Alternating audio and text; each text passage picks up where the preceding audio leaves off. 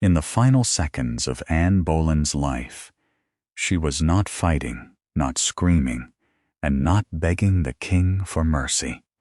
She was kneeling inside the Tower of London, blindfolded, praying in French.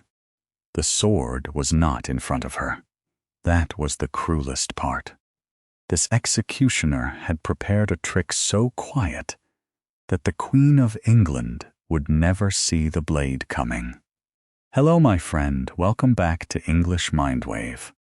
Before Anne Boleyn became a queen, before her name became a warning in English history, before people called her ambitious, dangerous, guilty, or cursed, she was only a girl from Kent, a girl who learned music, a girl who learned poetry, a girl who learned how to speak in rooms where women were expected to smile more than think. And maybe that was where the danger began, because history often remembers the ending before it understands the person. Anne Boleyn was born around the year 1501 at Hever Castle in the green countryside of Kent.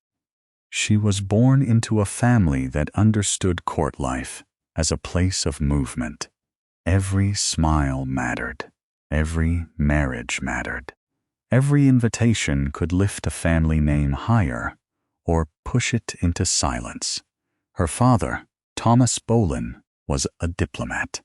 Her mother, Elizabeth Howard, came from one of England's proud noble families.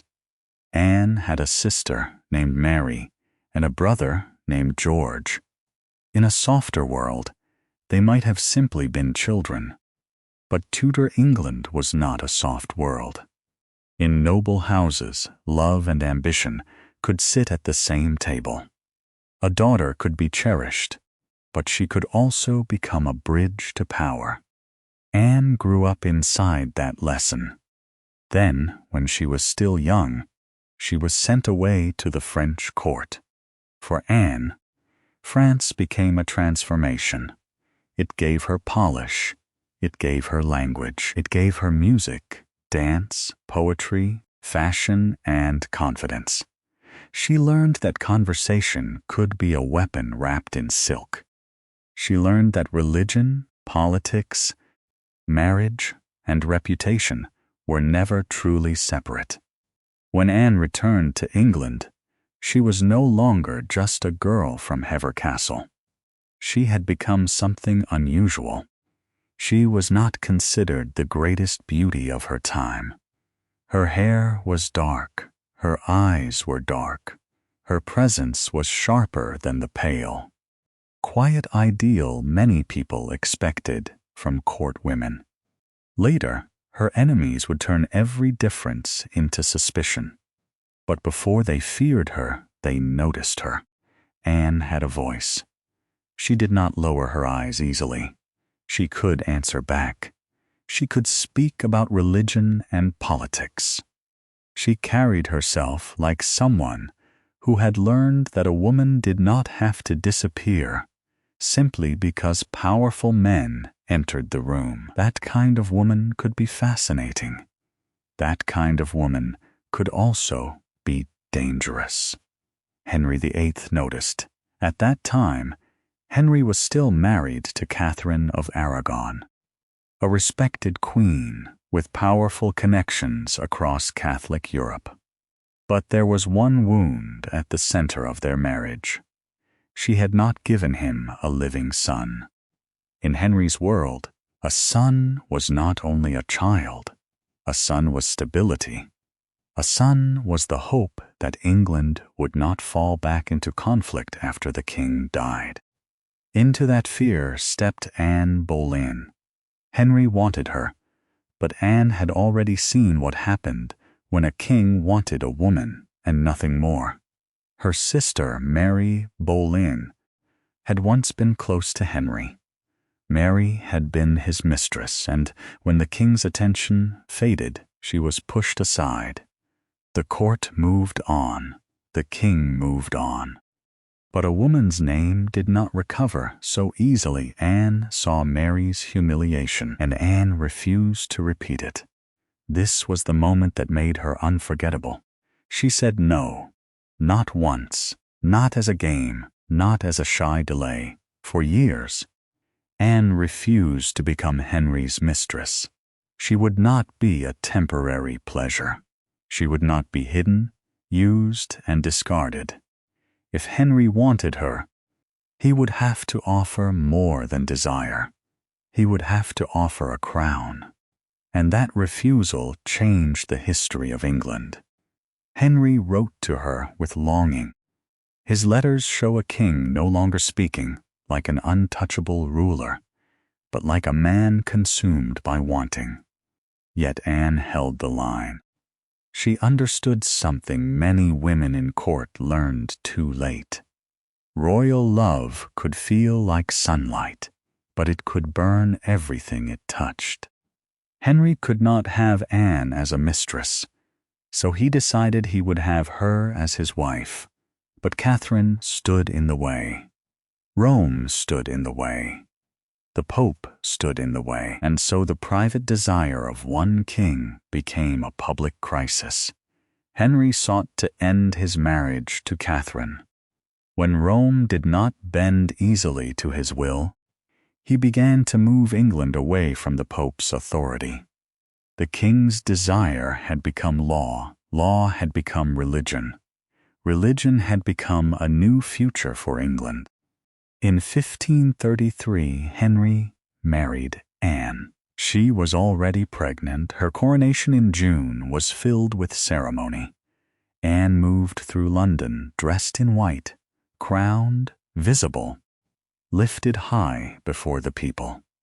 It should have been the moment of victory. But the city did not open its heart to her. Many people still loved Catherine. Many blamed Anne for the king's break with Rome. Some saw her not as a queen, but as the woman who had disturbed the old order. Anne smiled, because queens were expected to smile. But imagine the loneliness of that day. After years of refusal, danger, hope, and waiting, Anne finally wore the crown. And still, she could feel the kingdom rejecting her. She had won Henry. She had not won England. Then came the child. On September 7th, 1533, Anne gave birth. Henry and the court had hoped for a prince. The celebrations had been prepared in the mind of a king who believed this marriage would finally give him the son he wanted. But the baby was a girl. Her name was Elizabeth. At that moment, she was not yet the queen who would one day rule for 45 years. She was only a newborn daughter in a world waiting for a son. Henry was disappointed.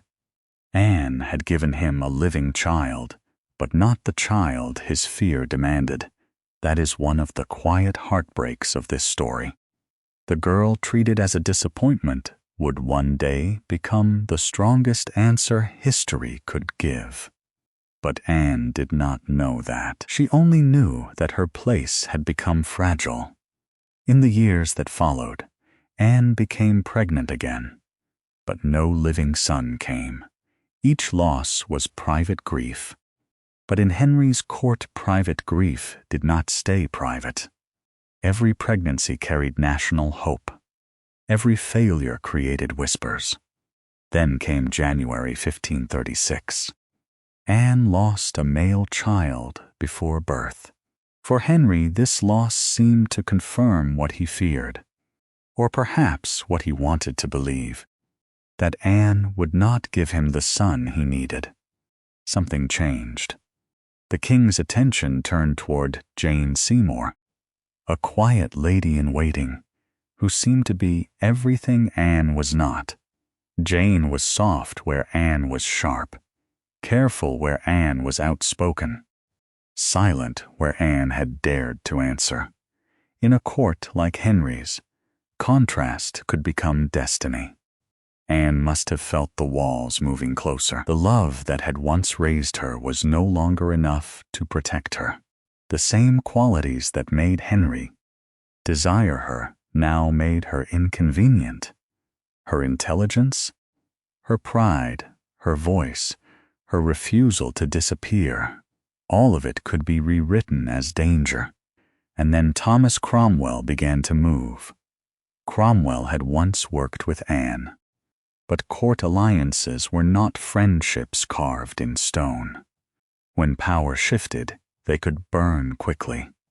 Cromwell understood what Henry wanted. The king needed a way out. He needed a legal story. So questions began. Musicians were questioned. Ladies were watched. Courtiers were pressured. A young musician named Mark Smeaton confessed under fear and pressure. After him came darker accusations. Anne was accused of adultery with several men.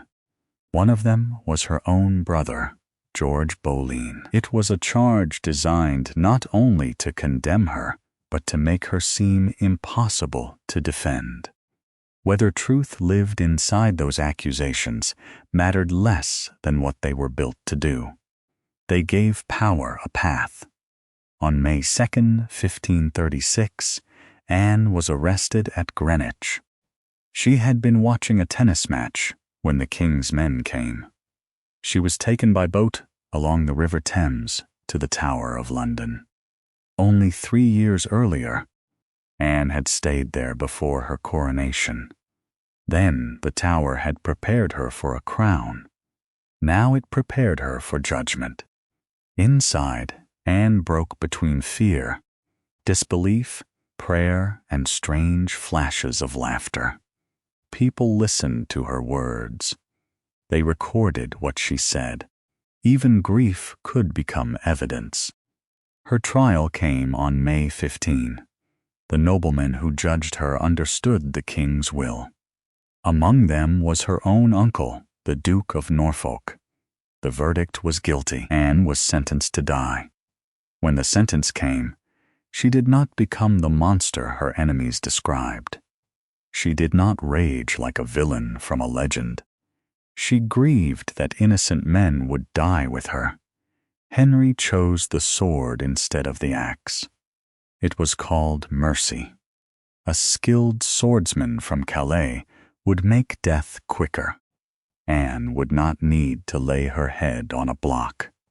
She could kneel upright, almost as if in prayer. On May 17th, the men accused with her were executed, including her brother George. 2 days later, on May 19, Anne was led to Tower Green. She wore a dark gown. Her hair was covered. Her steps were controlled. Before the crowd, she spoke calmly. She did not attack Henry. She did not accuse the court. She did not try to burn the world down with her final words. But even that mercy had a strange coldness to it. Her death had to be arranged beautifully. Her image had to be controlled until the final second. While she waited, Anne made a remark that history never forgot. She said she had heard the executioner was very skilled, and then, with dark and nervous humor, she touched her neck and said it was very small. It is a painful detail, not because it is dramatic, but because it is human. A queen facing death was still trying, somehow, to speak through fear. That silence is one of the deepest parts of the story. Why did Anne not speak everything? Perhaps the answer was Elizabeth. Her daughter was only 2 years old, still alive, still vulnerable, still inside Henry's world. Anne may have understood that a mother's last words could become a child's burden. So she chose dignity. She chose restraint. She chose a silence that may have been the only shield she had left. Then she knelt. Her eyes were covered. She prayed in French, "Lord Jesus, receive my soul. The executioner had hidden the sword. He called out, as if waiting for someone to bring it from the wrong direction. Anne turned toward the sound. Behind her, the real blade moved. She never saw it. And then Anne Boleyn was gone. There was no grand coffin ready for her. Her ladies cared for her body and placed her remains in an old arrow chest. She was buried beneath the floor of the Chapel Royal of St. Peter ad Vincula inside the tower. 11 days later, Henry married Jane Seymour. For a long time, those who had destroyed Anne controlled her story. They called her guilty. They turned her intelligence into ambition, her difference into suspicion, her refusal into sin. But history is not always obedient. Years passed. The little girl Henry had not celebrated became Elizabeth I. She stepped onto the throne that her father had wanted for a son. She ruled for 45 years. She became one of the most remembered monarchs in English history. And with her, Anne's name survived. There is a story of a small ring Elizabeth wore, a ring with a hidden portrait inside. When it was opened after Elizabeth's death, it was said to hold the image of her mother. Whether seen as fact, symbol, or memory, the meaning is powerful. The daughter kept the mother close. The queen they tried to erase remained hidden in the hand of the queen who followed her. Anne Boleyn's story is not only about a crown, a trial, or a sword. It is about a woman who learned to speak in a world that preferred her silent. A woman who refused to become disposable. A woman who rose too high in a court that loved obedience more than truth. A woman whose final silence may have protected the child who would one day become her living answer. History often gives people one label, but a human life is larger than the sentence placed upon it. Anne lost her crown. She lost her trial. She lost her life. But she did not disappear. Her daughter carried her forward. And nearly 5 centuries later, people are still asking who Anne Boleyn really was. Maybe that is the lesson. Power can control a room. It can control a trial. It can even control the final image of a person's life. But it cannot always control memory. Sometimes, the quietest legacy survives the longest. What do you think was Anne Boleyn's greatest strength? Her courage, her intelligence, or her love for Elizabeth? Please comment below and share your opinion, so everyone can learn from your point of view. If this story made you feel something, please subscribe to English Mindwave to support the channel and help this channel continue creating meaningful stories from history. Thank you for listening, my friend, and see you in the next story.